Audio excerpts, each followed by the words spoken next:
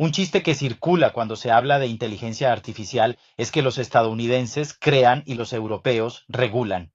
La idea es que regular también puede ser una forma de impedir el crecimiento de un campo efervescente como la inteligencia artificial, imponiendo restricciones que en el fondo no son necesarias. Por otro lado, sin embargo, tal vez estas restricciones en parte sí sean necesarias, porque la inteligencia artificial, además de muchos beneficios y cosas buenas que produce, también podría generar riesgos, problemas y dificultades. Yo soy Mario De Caro, soy filósofo y me ocupo de la ética de la inteligencia artificial. Hoy tengo conmigo a un invitado de excepción. Hola a todos, soy Enrico Panay, vivo en Francia y enseño en la Católica, y me ocupo de los estándares europeos sobre inteligencia artificial. Sabemos que en el mundo existen muchas regulaciones y en Europa hay una que está muy de moda, es la AI Act. Hoy intentamos explicar cuál es su relación con los estándares internacionales y qué tipo de impacto podrá tener en Europa. Esto es No White Strawberries.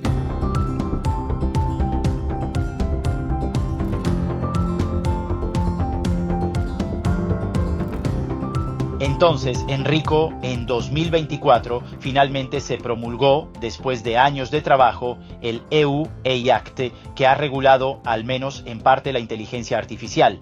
En el momento de la promulgación hubo un coro de aprobación, sobre todo en Europa, porque se pensó que la IA ciertamente ofrece grandes perspectivas de desarrollo, casi posibilidades palingenésicas de mejora de las condiciones de vida, pero también presenta problemas, riesgos incluso muy considerables, y por eso la regulación fue bien recibida. Sin embargo, hace pocos días el presidente Draghi dio voz a los críticos que existen, sobre todo en Estados Unidos, y dijo que, según él, sería conveniente no aplicar al menos una parte de este AI Act.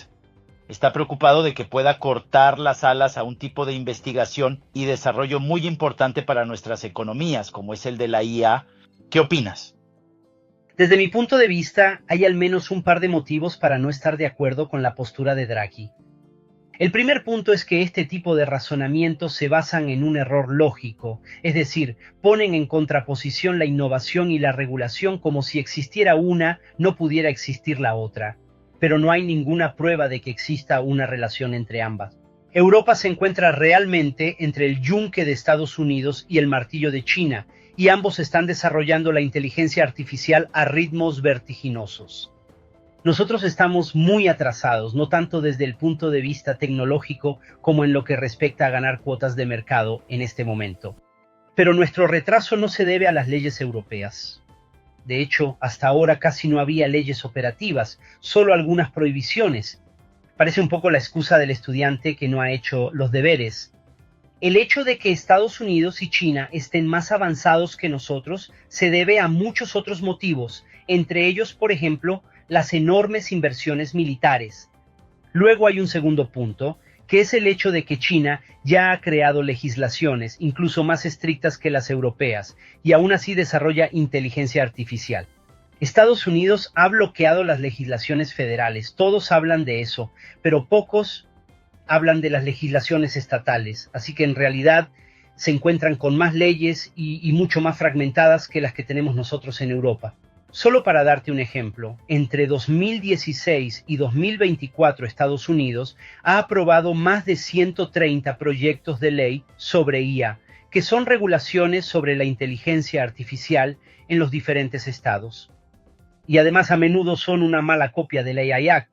Así que mi pregunta sería, ¿tú crees que la circulación vial sería más rápida sin un código de circulación? Tenemos que ser un poco francos aquí. Las leyes sirven para regular el mercado.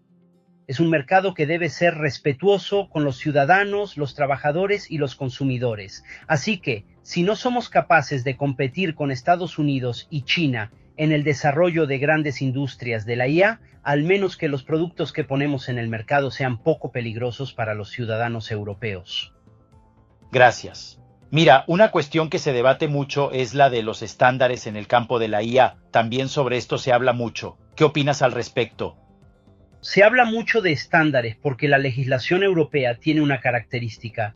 Cuando las leyes son muy técnicas, se solicita el apoyo de los estándares técnicos, en particular de aquellos estándares que luego se armonizan. Muchos no saben qué son los estándares, pero son prácticamente normas técnicas que sirven a las empresas para alinearse con otras empresas, de modo que todos tengan las mismas características cuando se lanza un producto al mercado. Para la ley sobre la IA, la Comisión Europea ha solicitado 10 estándares que en inglés se llaman Standard Request, y estos proporcionan lo que se llama una presunción de conformidad. En la práctica, si tu empresa cumple con los estándares, entonces se presume que estás respetando la ley, o al menos algunos artículos de la ley. Por ejemplo, se exige que los riesgos sean gestionados correctamente, que haya un buen nivel de ciberseguridad, que los datos utilizados estén bien cuidados y que los sistemas de IA sean transparentes, robustos y precisos. Gracias. Mira, ya hemos hablado mucho del AI Act de la Unión Europea. Quizás para entender un poco mejor de qué se trata, ¿podrías darnos un ejemplo práctico? Bueno, más que un ejemplo técnico, te propongo una analogía. Pido disculpas porque simplifica un poco, pero ayuda a entender bien de qué estamos hablando. Entonces imagina, el AI Act podría imaginarse como una ley que regula un restaurante. Imagina que entras en un restaurante y se le pide al restaurante que gestione los riesgos. Por ejemplo, que en el menú se indiquen todos los alérgenos presentes. Y esto es el artículo 9 del AI Act. Luego, prevé que el origen de los alimentos sea diligentemente rastreado y que la conservación de los alimentos sea adecuada. Esto es el artículo 10, calidad de los datos y gobernanza de los datos. Luego prevé que cada evento anómalo sea registrado, y estos son los artículos 12 y también una parte del artículo 11, y corresponden al mantenimiento de registros o el registro de eventos, según las palabras del AI Act. Luego exige que la información al cliente sea clara, esto es la transparencia. Y luego hay dos que son interesantes, la precisión y la robustez. Se exige que la receta de la pasta a la carbonara sea precisa, es decir, que se haga sin nata, y que cada vez que un cliente entre al restaurante, la carbonara se sirva con el mismo nivel de calidad. Ya sea que haya un solo cliente o que el restaurante esté lleno, y eso es la robustez. Luego se pide que haya un cierto nivel de seguridad para evitar, por ejemplo, que entren delincuentes al restaurante, y finalmente se pide que haya un cocinero competente que supervise todo el proceso de producción, y eso es la supervisión humana. Después hay dos aspectos que tienen que ver con la gestión general del restaurante, y esto es lo que se llama un Quality Management System, que en inglés es básicamente un sistema de organización de una empresa. Y finalmente hay uno, el último, que pide que todos los puntos anteriores puedan ser verificados por un organismo de control. Y esto es la evaluación de conformidad según la ley de IA. Europa básicamente considera que verificando estos puntos se puede garantizar un buen nivel de fiabilidad de los sistemas de IA. Ha sido un primer paso importante que ha sido un poco copiado en todo el mundo. ¿Es necesario? Sí. ¿Es suficiente? Quizás no. Es un primer paso, pero para ser honestos, todavía falta toda la capa de ética de la IA que hay que abordar después de cumplir con la ley de IA. Mira, todo muy claro, sobre todo la carbonara, que justamente me importa mucho. Mira, un estándar del que se habla mucho en relación con la IA, es el famoso ISO 40001 sobre la gestión de sistemas de inteligencia artificial. ¿Qué opinas al respecto? Se habla mucho del 40001 porque debería garantizar el uso responsable, transparente y seguro de los sistemas de IA. ¿Es necesario para las empresas europeas? Quizás sí, pero para entender su posicionamiento hay que hacer un poco de historia. La Unión Europea le pidió al organismo europeo de normalización, y aquí empezaré a usar algunos acrónimos complejos, no se llama CEN, CENELEC, pero para simplificar lo llamaré CEN. Le pidió al CEN, que es el equivalente de la ISO, que es el Organismo Internacional de Normalización de los Sistemas de IA, le pidió al CEN que redactara unos estándares. Muchos no lo saben, pero existen dos acuerdos que se han hecho, el Acuerdo de Viena y el Acuerdo de Frankfurt, que establecen que ambos organismos deben evitar duplicaciones. Es decir, lo que hacemos en Europa no debe hacerse si ya existe algo a nivel internacional. Y esto es para evitar tener dos estándares contradictorios. Por lo tanto, cuando se publicó el EEIE Act, a nivel internacional se apresuraron para evitar que la aplicación de la norma europea fuera demasiado restrictiva. Y así el resultado fue crear un estándar de sistema de gestión de la calidad, como el 42001, que fuera lo suficientemente favorable para las empresas, sobre todo, para ser honestos, para las estadounidenses. Sin embargo, la Comisión Europea nunca ha aceptado este estándar como apoyo a la SAIAT. Siempre ha dicho que este estándar no era suficiente. Y también, en este caso, si leen entre líneas, se abren puertas oportunas dedicadas a la ética de la inteligencia artificial, que siempre debe utilizarse para tomar decisiones sobre la aceptabilidad justa de un sistema o sobre su preferibilidad de un producto.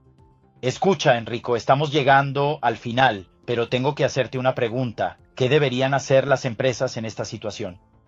Primero, entender la importancia de los estándares. Luego hay que librar una batalla en varios niveles. Por un lado, las empresas deben contribuir a redactar las normas, porque si ellas escriben las reglas, son ellas las que crean su propio mercado en Europa. Y las normas, contrariamente a lo que se piensa, protegerán a las pequeñas y medianas empresas europeas, porque si no tenemos normas, serán las grandes compañías estadounidenses y chinas las que se apoderen del mercado, ya que ellas invierten masivamente en los estándares, mientras que las pequeñas no lo hacen. Entiendo que para las pequeñas empresas es una gran inversión y por eso deberían unirse o formar consorcios para poder llevar su voz a los estándares. Luego hay un nivel nacional y esta es una batalla que muchos de nosotros libramos en diferentes partes de Europa y hay que entender que los estándares tienen un valor estratégico para una nación. Un estudio del British Standard Institute, que corresponde a un organismo italiano, que es la entidad que se ocupa de los estándares en Italia, demuestra que los estándares han contribuido hasta en un 37,4% al crecimiento anual de la productividad, mientras que según la Association Française de Normalización, la AFNOR, que es la entidad francesa de normalización, la estandarización contribuye directamente al crecimiento económico del país en una cuarta parte del PIB. Y por lo tanto esto nos hace entender la importancia de los estándares. Los estándares regulan el mercado y por lo tanto son un elemento estratégico y de seguridad nacional. Algunos países europeos invierten en esto y pagan a personas para que trabajen a tiempo completo en los estándares. Otros no lo hacen. Por último, se necesita un nivel europeo. Necesitamos coordinarnos mucho más porque tenemos mucha más fuerza de la que generalmente comunica la prensa, ya que es mucho más sencillo decir que estamos atrasados y que no estamos haciendo nada. En realidad muchos nos copian, muchas partes de las leyes son copiadas en el resto del mundo, lo que significa que no hemos hecho un mal trabajo. He hablado de los acuerdos de Viena y Frankfurt. Estos acuerdos también están subestimados y esta es la verdadera influencia europea. Gracias a estos acuerdos, Europa tiene una ventaja adicional en la regulación de los mercados europeos y en el posicionamiento geopolítico internacional, y creo que deberíamos invertir un poco más y prestar mucha más atención a lo que se está haciendo en Europa. Gracias, Enrico, también por estas palabras de optimismo. Así que viva la ética y los estándares y viva Europa. Gracias de nuevo y un saludo para ti y para todos los oyentes. Muchas gracias a ustedes.